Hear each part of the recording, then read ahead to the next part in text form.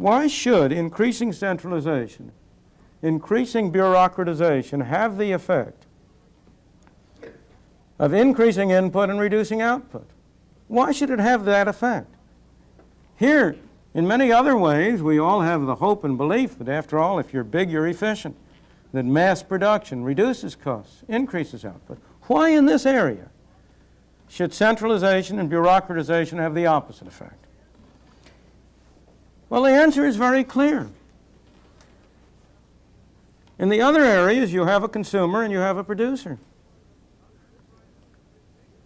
Other enterprises can get bigger only as they can produce a product more cheaply.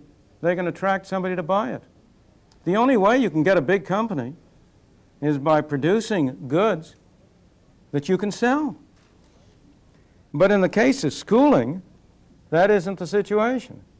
The consumer is the parent and the child. The producer is the teacher and the school administrator.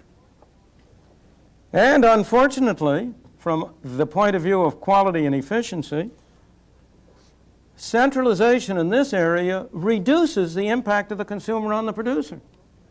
If you're dealing with a small local area, even in a school system in which there is no direct payment for schooling, in which it is financed by the government through taxes, even in that, if you deal with a small local area, there's a good deal of interconnection between the local parents and the local teachers. The parents can have a good deal of input.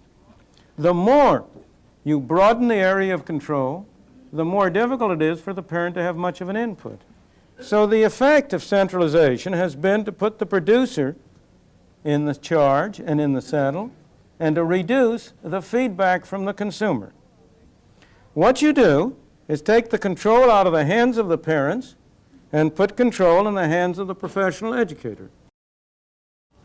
Wherever government bureaucracy takes over, costs go up and quality goes down. That's no less true of the post office than it is of the schooling system. It's no less true of garbage collection than it is of the schooling system. You know, there have been a number of studies made of this kind of phenomenon. Many cities around the United States have private garbage collection. That is to say, people pay privately to private firms to collect their garbage. A number of studies have been made comparing the costs of that private garbage collection with the cost of garbage collection when it is done by a municipality.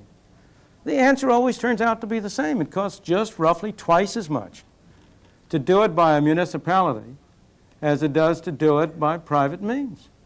Again, if you look at the post office, it's hard to find any area in our society in which the quality of the product has shown less improvement over the last 100 years than in the post office.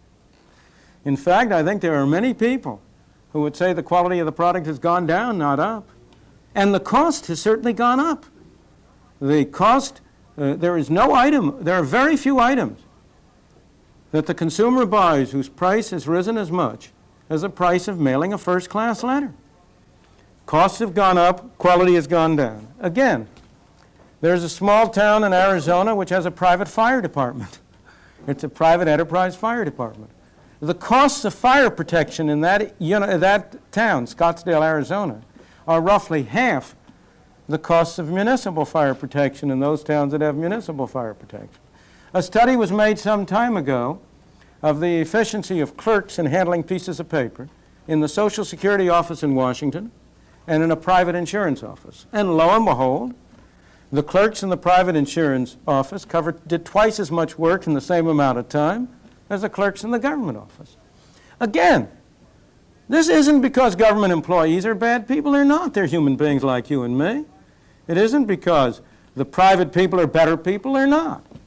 It's because in the case of the private arrangements, the customer has something to say.